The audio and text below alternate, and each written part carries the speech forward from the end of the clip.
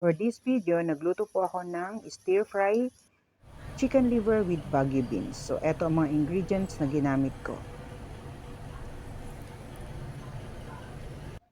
Umpisahan ng pagluluto sa paggigisa.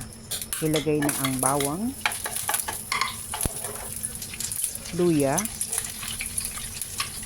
at sibuyas. So, pag naluto na pong lahat yan, isusunod na ang chicken liver. Half cook lang ang pagluto guys para hindi siya tumigas. Sa pagkaluto, naglagay na ng pamintang durog at chili flakes. Halu-haluin para magsama-sama ang lasa.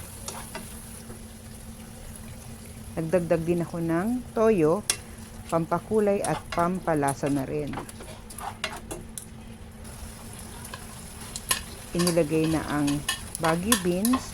So, bali half cook lang ang ginawa kong pagluto niyan para crunchy ang Baguio beans natin. Nagdagdag din po ako ng seasoning granules para pampalinamlam. At ayan na guys, nilagay ko ng red bell pepper. Hintayin lang natin ng 1 minute at tapos na po ang ating stir fry chicken liver with Baguio beans. Thank you for watching. Bye!